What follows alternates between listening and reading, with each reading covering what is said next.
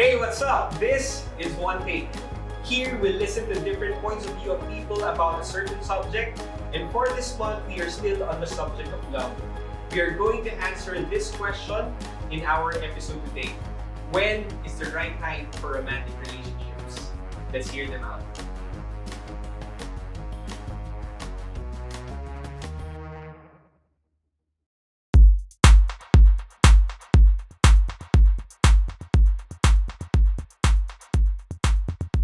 With the right time, first let's establish something here that we need to create a golden rule na, of course, you'll be having your own family.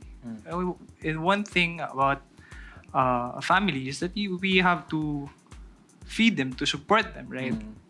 That's the one golden rule. However, we can see lives of different people. Yung iba, they get married early, didn't end up well. Others are married late, didn't end up well. So I think, guys, hindi kaya it's not a matter of timing, but it's a matter of condition. Yeah. Na ikaw ba, one day, Clark, kapag kunyari, hindi mo na pahanginin yung kotse, na-flatan kayo papunta kayong Tagaytay kasi gusto niyo mag-date eh. Diba? Na-flatan kayo ng kotse. Sabihan ka ng partner mo. Eh, ako kasi talaga, wala kang kwenta. Wala kang kwenta, ganun. Ikaw ba, Clark, how would you handle those situations? For example, yun nga, yung asawa mo, dinadada ka. How would you handle that? Will you retaliate back na sabihin mo, ikaw rin kasi ganito ka rin, ganyan. Pero would you respond in a way na, sorry love parang, kaya mo pa rin ba siyang yakapin kahit ikaw mismo naatake ka na. So those are ayun yung pangalawa. The first is you have enough to provide. Second is you have the heart to continue the relationship. To still love even when you're not loved. Good. Diba? Ganda na. Do you agree? Diba? Diba, Wait guys? lang, No? ipopost lang ako. Ganda. Galing. Tweet ko lang, pwede. Sige. Ayos yun. I think, yan nga. Pero, so, hindi siya, it's not in the timing. It's in when, kapag magsisimula ka pa lang, magde-decide ka pa lang, you should know, di ba? Like, don't you think that you should know the road first before you head on the road? That you should get your tools before you go to the war, di ba? Parang to the battle. Yeah. Diba? So, kayo guys, what do you think? For me, right time na kapag, same lang tayong sagot. When you're gonna go into a relationship na, you should always be in the view of marriage. Kasi hindi naman pwedeng... Oh, teka, ang ganda nun ah. Hindi naman pwedeng... Okay yun. Hindi pwedeng, ligaw-ligaw tayo, tayo na, ganyan. Tapos parang hanggang dun kapag lang. pangit na yung ugali natin dalawa, break tayo, gano'n. Kasi, di ba? Di pwede yun. Relationship ka pa for what? Parang kang pupunta sa loob ng grocery store, din wala kang pera. Na you're not even gonna buy anything, na titingin ka lang, try. Mas okay na when you're going to a relationship na may in view of marriage ka. Kasi meron guaranteed na tatagal yung relationship mo. Kasi kapag in view of marriage ka, you see this person sa future na I'm not gonna give up on this person kasi nakikita ko siya sa future ko na whether, yun nga sabi ni Mike na you have to love even if you feel unloved na kasi two different persons kayo, kailangan yung tanggapin yung differences nyo, gano'n. So yun, kapag for me, it's the right time. At yun nga, when you're able to provide and kapag in view of marriage ka na. For me naman, pagka right time siya, masasabi mo siya na right time pagka kaya mo na siya i-handle. Like, kaya mo pumasok sa relationship na kaya mo i-handle yung partner mo. Like, sobrang, di naman kahit sobrang mature, pero mature enough to understand yung partner. I Kasi agree. like, di ba, hindi naman, porket nakilala mo siya and parang ilang months or parang kahit nililigawan mo na siya, ayun na talaga yung pagkakakilala mo sa kanya. Oh. Kasi even after marriage, dun pa lumalabas yung Oh. totoong ugali. Parang before pa lang, katulad ng sinabi mo na, parang pagka pumasok ka sa relationship, parang kailangan marriage yung titignan mo, di ba? So, before ka pa lang pumasok dun sa relationship na yun na rin yung dapat mo isipin na parang kaya mo ba i-handle pa rin yung person na to kahit after marriage? Or hanggang dito lang yung kaya mo, di ba? Parang siguro masasabi mo siya na right time pagka establish ka na rin as a person or that's equip true. ka, di ba? That's true. Parang yun nga, parang pagka sasabak ka sa war, di ba? Kailangan equip ka, kailangan may mga weapons ka pang laban. So, ayun. And love Yeah. regardless and no matter what.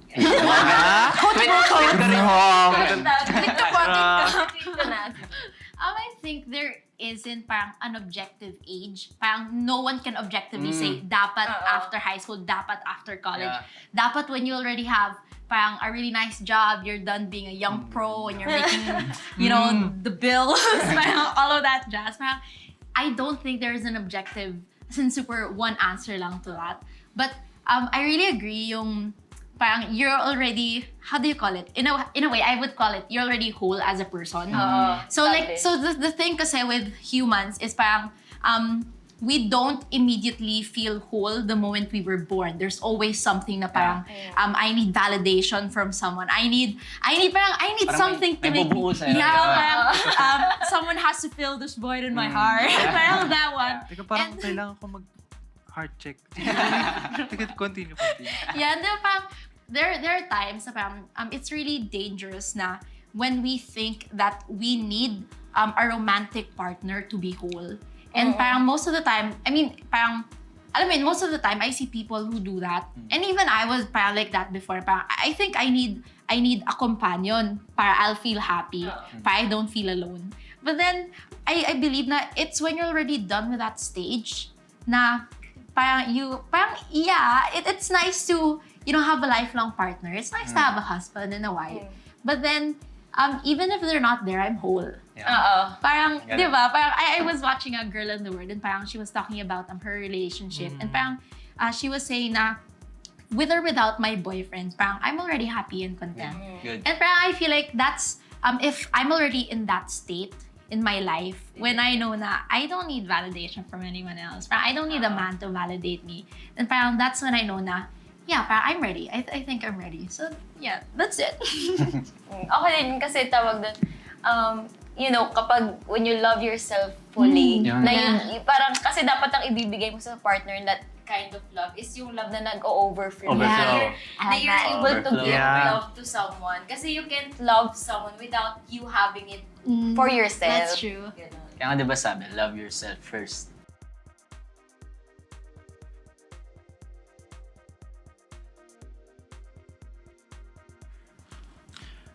Ultimate goal is to be a wonderful story of what love is, of what compromise is, that you understand each other's values, that you understand what matters to one and the other, right? That that both have the beauty of it is that two persons become one. It's not just two persons, but di ba, you're both different persons from different environments, culture backgrounds, wherein every house, every family has different cultures. And that's the beauty of it. When you combine two different people, and it lasted, it must be some kind of a miracle, right? Don't you think so? Yeah. And I believe that's can be possible with love, right? How about you, Julia? What do you think? Well, the ultimate goal of a romantic relationship. Well, I know parang a lot of people would say marriage. And yeah, I guess that makes sense. I mean, yeah, I also agree naman na it's marriage. But then, not parang marriage is also not for everyone. So it's kind of really tough. Parang some people are really just not ever gonna get married. So parang, how do I do this? And honestly, I don't even know, parang, even me, parang, that's why I also don't get into a romantic relationship yet, because I don't know parang what I'm trying to achieve with it yet. So parang I'm just like, but I guess marriage, sure. And siguro then, in line with marriage is, well, obviously having a family and having kids and all of that jazz. But I think it's also to, alam mo yun, be able to help each other raise a family that will, have the same values as you have. To love people the same way that we were taught to love people.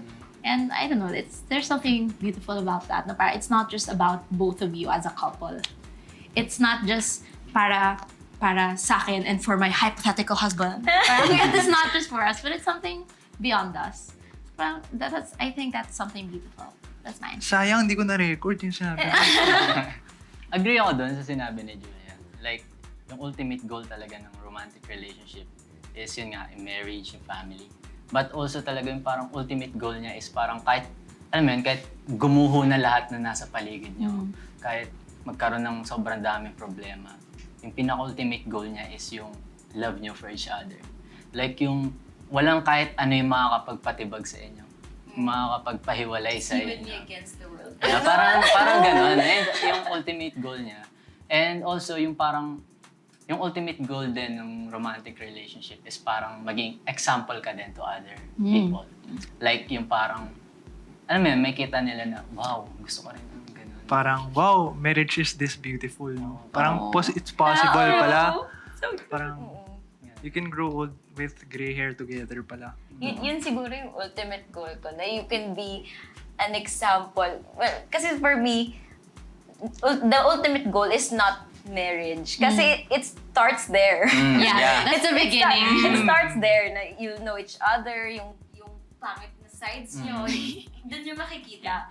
Pero for me, the ultimate goal is, loving each other despite of, everything, and then inspiring your kids or the next generation on how beautiful love is if you nurture it well. Yeah, that's true. Kasi di ba a lot of families nowadays pour divorce and parang they just want to give up on parang commitment in general and even having their own family and even marriage. Kasi, come on man, my parents are separated, so you can't, di ba, parang you can't tell me that my marriage someday is gonna be successful because I've seen a lot of marriages fail. So parang to be able to, alam mo yan, make someone think na, maybe it actually works. Parang maybe there's a big chance of success when it comes to marriage. So parang, that they did it, so I me Kaya. and my partner can do it too. Kasi someone did it, di ba?